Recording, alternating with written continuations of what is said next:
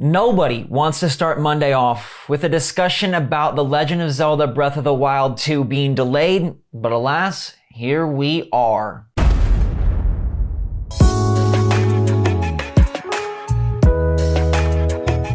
Good morning, Mario, and good morning, Switch fans. Welcome to another week. You made it. Life goes on, the year goes on, and games are just getting greater and greater. But we do have to talk about some important topics today, including, we just have to talk about The Legend of Zelda Breath of the Wild 2 delay and discuss all the intricacies, and I'm super curious to hear what your take is, so get ready to type. Plus, we're also talking about a kind of backwards update for a Nintendo Switch multiplayer game and what it means for Nintendo Switch Online. We do have a super cool new game that's coming out in March, packing that month even more than it already is. And alongside the Pokemon news, Digimon got some news that I want to touch on. All that plus more. So what's going on, everybody? It's Zach from SwitchForce. Hope you're having a fantastic day. Make sure to hit that like button if you enjoyed the show, and let me know your take on even the sad topics in the comments down below.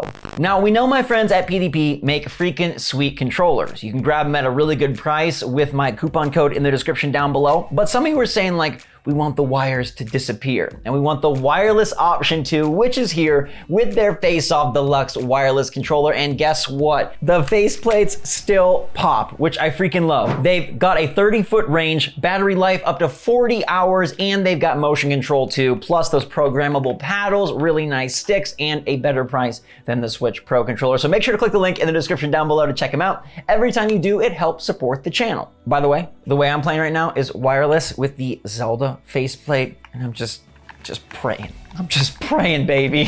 One thing you don't have to pray for any longer is Young Souls. Now, this isn't Elden Ring, but hey, we get some Souls action here on Switch too. It's not made by From Software, but the game looks freaking phenomenal. All right, new release date announced for March the 10th. That's happening very soon. This is a $25 eShop game that mixes like 2D beat 'em up with Souls type action, multiple characters, local co-op, as well as a story and art style that I think looks supreme. This game actually released first on Stadia and got fantastic reviews, but the reviews were like, this game is nearly perfect, but who plays Stadia? And now it's finally coming to other platforms, including Switch, helping pack March even more. We got Triangle Strategy out this week, we got Kirby and the Forgotten Land towards the end of the month, and now Young Souls right smack dab in the middle. I'm pumped for this one. Absolutely picking it up, absolutely playing it. It looks really good, doesn't it? Like the perfect mix of old school and new school. That action looking so crispy, and it seems like there's quite a bit of depth there. You can see all sorts of different items and different equipment and leveling up and bosses and bad guys, and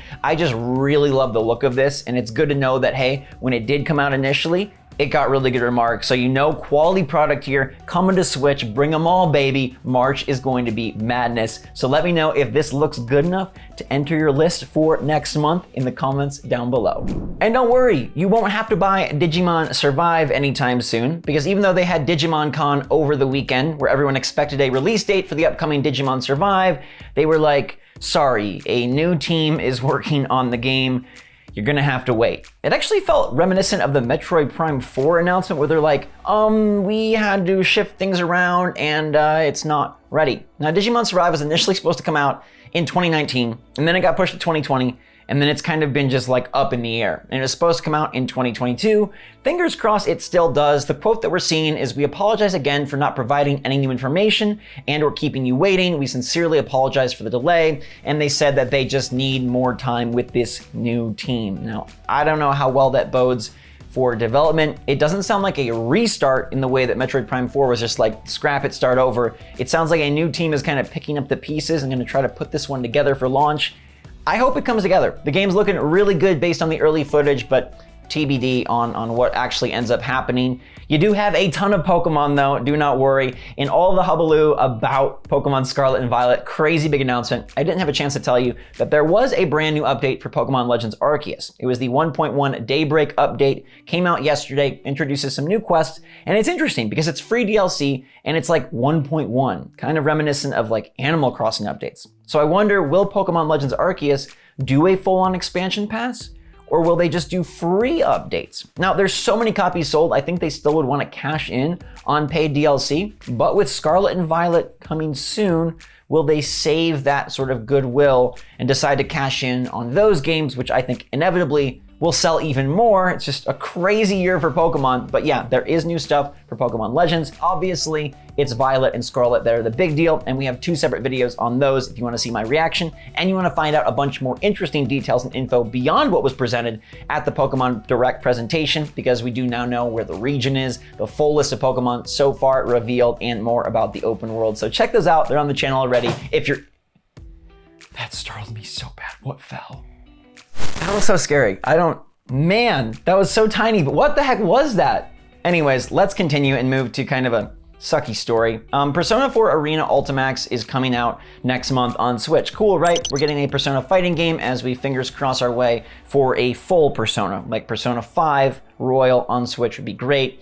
They announced that rollback netcode, which is like the really good netcode that like is coming to Street Fighter 6 and people love in the fighting game community, that's coming to Persona 4 Arena Ultimax, but not the Switch version. So I don't know if they just didn't want to do the work over at Atlas, or if there was some sort of hiccup with Nintendo, or if Nintendo Switch Online just ain't the thing. But either way, this upcoming game will not have the great netcode known as rollback. It's a bummer. If you're excited for this game, maybe this makes it a pass. And honestly, like, look, March is full. I mentioned we just added Young Souls. There's other cool indies like Far Changing Tides. You got Kirby, you got Triangle. So maybe if this is a reason and a justification to save some money for later in the year, hey, it's not all bad, right?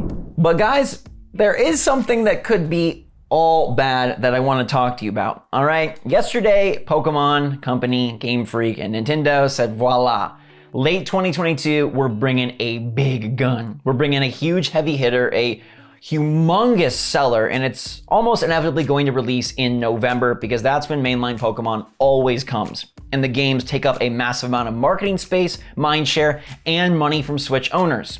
So now some are calling into question what happens with the rest of the titles. There is one game in particular that has been nebulous about release, and some say it's not coming this year, and that is The Legend of Zelda Breath of the Wild 2. Will this game hit 2022 or not? And as much of a good thing as it was that Pokemon got a brand new generation yesterday, it seems like it's sort of a dagger to some of the hopes of Zelda. And now if Zelda does need to move, well, you got mainline Pokemon to fill in. Oh, but you gotta tell me, is the announcement of Pokemon Scarlet and Violet, knowing you're getting a Gen 9 Pokemon this year, does that make it okay to delay Zelda? How would you feel? Now, you might not even care about Pokemon, so then you're really sad. Or do you think Nintendo has enough and the year is just plentiful and there's no problem with moving it? Previously, there wasn't that major holiday game. We know Xenoblade Chronicles 3 is out in September, and we know that Bayonetta 3 is supposed to come out towards the end of the year. But what would really hold down the fort? Rumors of a Metroid Prime Remaster are exciting, but that is not a mega million seller. Pokemon Scarlet and Violet is your mega million seller. So Nintendo, they are set. And it makes you wonder, do they plan on putting out 3 major open world games all in a row? Xenoblade Chronicles 3, big RPG. Pokemon Scarlet and Violet, big open world RPG. Zelda Breath of the Wild 2, big open world RPG. Now they obviously have their own nuances, their different styles, their different fan bases. I'm sure there's overlap, but they could coexist. And now I want to shift things to a bit more positive direction and remind you that way back when, Nintendo did drop Super Mario 3D World and Zelda A Link Between Worlds on the same darn day. And in 2017, with the launch of the Switch, Nintendo put out Mario Kart, Zelda, 3D Mario, and plenty more all in the same year. So Nintendo could do it. They could be prepping just an absolutely killer lineup for the finale of 2022, and they just want to go all in. It does make me wonder, is there a hardware announcement lurking? Because if they go through with this, if they are able to push out this lineup, it's going to be an insane few months. Now, Zelda, is it 2022? Well, they say it's 2022, right? And I think Nintendo would be honest with us. These are the people that, as we discussed earlier, came forth and said, we're sorry about Metroid. Remember, Zelda was first shown off E3 2019, making me believe that it probably was intended to come out pre-pandemic in 2021. And then last year they showed off a nice new trailer. Here we are in the new year, haven't heard anything yet, but we know Nintendo is still telling their investors 2022. And you do not pull the rug out on your investors. You do not want to upset your shareholders and make them think that you're just playing coy with them and teasing this lineup and it's not real. And Nintendo has continued to reiterate time and time again that 2022 is the Zelda release date. It showed up recently in their financials and in their Q&A, and I'm still hopeful. Maybe Zelda comes out in October. That seems odd. Maybe Zelda drops in December, or maybe they load up November and bookend the month with Breath of the Wild 2 and Pokemon Scarlet and Violet and just say, we are all in. But we do have to consider that now Nintendo, the ace in the hole is there. They have the move. They've got a year with Splatoon and double Pokemon Trouble, Mario Kart DLC, Mario Sports, Fire Emblem, Xenoblade, Bayonetta, Mario plus Rabbids, Kirby. They don't really need Zelda, and yet we need Zelda. I'm telling you, as exciting as Pokemon is, I will be supremely bummed if Breath of the Wild 2 doesn't make it. We've had so many amazing games already this year, and other platforms are just soaring. Elden Ring is the talk of the town. Horizon Forbidden West is so fun. We're gonna get ours on Nintendo, but Breath of the Wild is the big one, and I really don't want to see it slip. And it made me a little scared to see Pokemon announce that, but perhaps Nintendo just wants to have a humongous year. There's nothing stopping the big end from just saying, we're going all in. The Switch is at its strongest point. We feel like we can push, and you have to remember that there might be just release date restructuring because of the pandemic, because games were supposed to come out more spread and now they just are ready to go. Nintendo has been known to sit on things. In fact, recently, Emily Rogers said that Nintendo is sitting on a number of completed games and they're just waiting to put them out. Things have kind of been scrunched together probably because of the development problems that the pandemic did cause, and now maybe things are a bit better or they just have progressed enough, and games that were supposed to come out in 2021, like some people think Kirby and the Forgotten Land was a 2021 title that just got booted to 2022. Maybe the year wouldn't feel as full if things came out in their originally scheduled release windows. So please let me know your take. How would you feel about a Zelda delay? And do you agree that the Pokemon announcement does tip the scales maybe in favor of Zelda being moved? Or do you look at the facts and say, hey, Nintendo has said 2022, they are a company that stays true to their word, and hey, why can't we have a fall that is just full of the best, biggest games, and the Switch is just going to sell more than ever? Whatever happens with BOTW 2, I will keep you posted, but we do have to discuss a very important decision about who you're picking for your Pokemon Scarlet Violet starters. And there was a lot of discourse online. It seems like Sprigatito is the champion, all right? But I gotta make my pitch for Fuecoco because he's a fire crocodile. Remember Charizard? Okay, he's so cool. Maybe your favorite Pokemon. I remember when I got the Charizard card from a Walgreens in Dearborn, Michigan. It was a heck of a day. All right, Charizard is a fire lizard, and look how high he has soared since he was first shown off. Fuecoco is a fire croc.